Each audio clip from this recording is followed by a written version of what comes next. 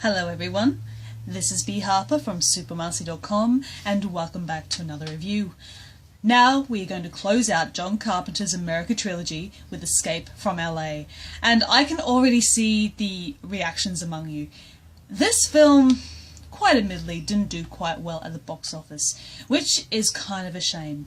The reason why I say that is that Escape from LA is not only one of the best satires about Hollywood and the denizens who live within it, but also of the action movie genre, and more specifically, it is a wonderful satirization of itself.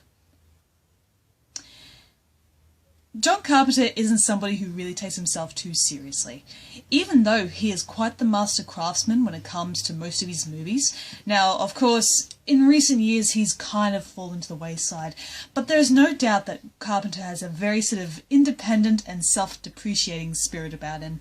And in the case of Escape from LA, this was basically John Carpenter not only ribbing on the mercurial nature of the institution that, once worshipped him and now reviles him, but also this is him poking fun at himself. You see, if this film had been directed by a completely different individual with the same sort of, agenda in mind, this film would have been seen as a massive insult. It probably would have been counted as one of the worst movies ever made. But the reason why I feel it works is because it was directed by the same guy who did a movie just like it. There's no real difference in Escape from LA plot-wise. Now, of course, rather than the president going missing, Snake is now charged with rescuing the president's daughter, who has actually basically become infatuated with the terrorist leader. So she has gone behind enemy lines and she's done a bit of a Patty Hearst sort of thing. So Snake has been sent in once again to retrieve her. But as it turns out, while there was I'm not going to say it was faint in Escape from New York, but there was definitely a huge piss take on the idea of, social norms and whatnot becoming a fascist type of thing. That was quite subtle compared to Cliff Robinson's president character in Escape from LA. Yes, that Cliff Robinson who played Spider-Man's kindly Uncle Ben in Sam Raimi's Spider-Man movies. I know, shocker! And, there's nothing subtle about Cliff Robinson's performance. The man is an absolute fascist. He takes absolute pleasure in bossing people around and making all these ridiculous and just stupid rules and trying to govern all these people, even though, as we all know, if you tell somebody that they can't do something, they're going to go out and do it. And it's just so wonderful that even though Robinson's president is rather ruthless in nature, even with all these policies that he makes, even with all these laws that he passes, nobody respects him, including his daughter. And halfway through, he comes to just say, you know what, fuck my daughter. I don't care about my daughter. What I care about is my image that I present to the audience. And it is the perfect scathing commentary on how so many people who think that they can govern people's lives with an iron fist, how truly ineffectual they are. For a time their power may work, but as time goes on and as people grow wiser and they start to sort of expand and explore different options, that sort of rigid and staunch ideology just does not work. And don't get me wrong, like there's a really intelligent agenda behind this film, as I already said. But once again, this movie is not afraid to take the piss out of Escape from New York. There's nothing truly different about it. Snake goes in with a mission, Snake is an asshole, he doesn't care, but he still ends up being incredibly likable, saving the day, and being a total badass about it. And may I say, Kurt Russell actually looks a lot better in Escape from LA than he did in Escape from New York. Now, I'm not saying that he was ugly in the first movie, not at all.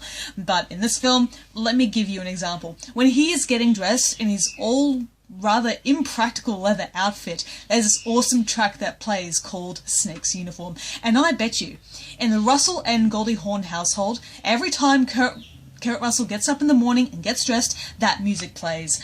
God damn! Dude looks good. So, that aside, what's the rest of the movie like?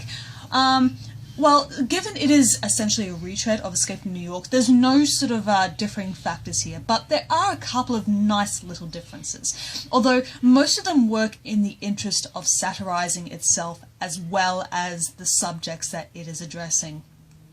So, for example, the lead terrorist, his name is Cuervo Jones, I believe, and the way he has decked himself out is to look like a Che Guevara ripoff. You know, the massive revolutionary and blah, blah, blah. And it's just really, really funny that you have all these people following him, even though he does all this really bizarre shit. Like, he actually challenges Snake to a basketball competition rather than, you know, take out a more traditional method. Now, of course, when Snake wins, Jones tries to kill him, but yeah, what can you do? And additionally, this film is just chocker full of cameos. Bruce Campbell, Pam Grier, Valeria Golino, Steve Buscemi. Steve Buscemi in this movie is just the perfect little rat. He is so happy to sell out Snake at the earliest of opportunities, and even though Snake puts his foot into the poop quite a few times and get himself into trouble, you know, at Buscemi's kind of, you know, lead, it's just really, really funny. Like, it's sort of, you know, puts to the test all the action cliches that by this point we had all gotten used to. And my only regret is that when I first saw this movie, I didn't get the joke. I just thought it was just a really silly and really fun, you know, action movie. But when I saw the first film, and as time went on, I became to be far more appreciative of what this movie was trying to do. And nobody is spared in this movie. Absolutely nobody.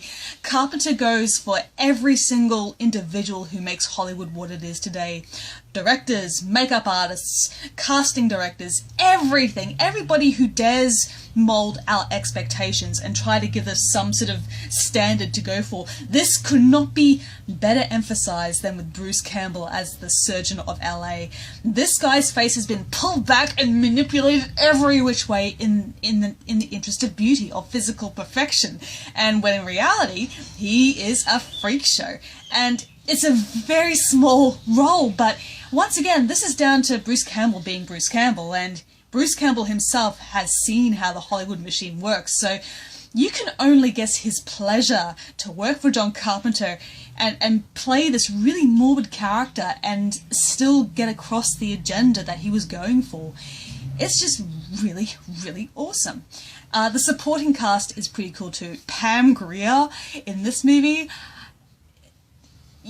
watch it. You gotta see Pam Grier in this movie, because there's no other way for me to really describe what she is all about without you having seen her yourself.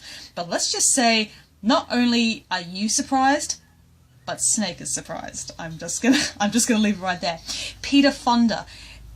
Peter Fonda is not necessarily a name that is known around these days, but you see, he was the epitome of cool back in the 1970s.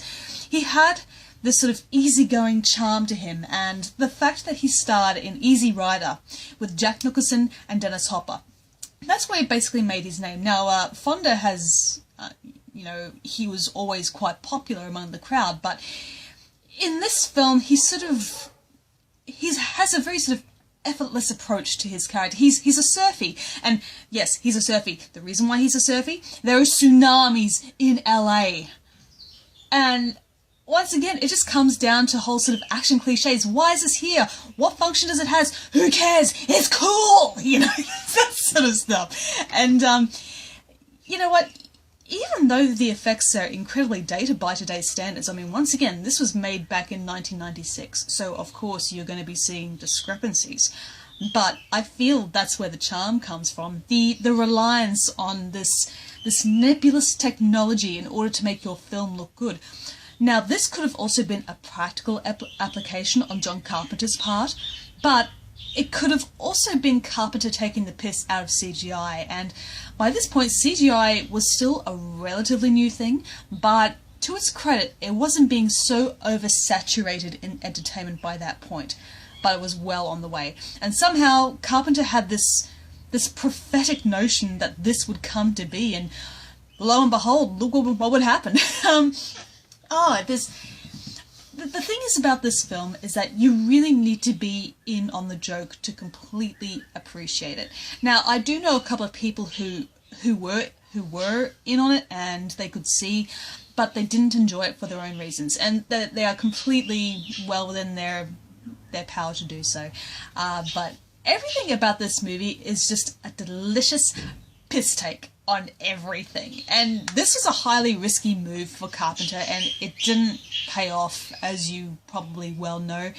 But this was Carpenter being completely laid back, having fun with a bunch of people that he loves, different actors and everything, and they're just putting this product on the screen. Whether or not you enjoy it is completely left up to your discretion. Oh, I also want to say this. Valerina Golino, she's gorgeous in this movie. That's that goes without saying. But there is this scene in which she meets up with Snake, and I swear, she propositions him right, and the way she looks at him, she's like, I'm gonna climb this tree and I'm gonna shake every branch. Oh, the way she looks at him. This is basically every single heroine in an action movie looking at the male lead. Because, of course, what are female leads for in action movies? To fuck the male hero, of course. Duh. I'm sorry, I find amusement in the strangest of places, but you know what? Once again, if this film had been directed by somebody completely different, it probably would not have had the same charm to it. This is John Carpenter taking the royal piss out of himself, and this is just his nature. It's always been his nature. The reason why he doesn't really direct films anymore is that it's just not fun for him. He can't go out on a limb and explore all these different options, and he can't tell the stories that he wants to tell on the big screen because he knows one way or another there is a possibility that it's gonna fail. And unfortunately, that has been the case. Do I believe that he can direct another good movie? Yes, but there needs to be some sort of standard that has to be set for himself. If studios really do insist on being a part of this project, there needs to be an earlier stage of collaboration between them, and there needs to be an agreement to be had. And such as it is in Hollywood, going back to Escape from LA, you need to have that cooperation, otherwise you're just going to get a big old mess. And, yeah, it's a shame that this film didn't necessarily get the respect that it's being given these days when it was first came out. But you know what? Better late than never. So I give Escape from LA a 3 out of 5. No, it's not as, say, effective as the first film, but when you keep in mind that the movie makes no bones about wanting to make fun of itself, as well as the people who, impede upon its success, and those who basically stand in the way of creativity, it's actually a pretty decent satire. So in that regard, I thank you for joining me through the John Carpenter America trilogy, and once again, the America trilogy is just a name that I have come up with for the series. I would not presume to know anything else about America or its people. All I know is what is being given to me through John Carpenter's lens in this case. So please don't hate me. Okay guys, thank you so much for joining me, and once again, I shall see you in the next video. Bye bye for now.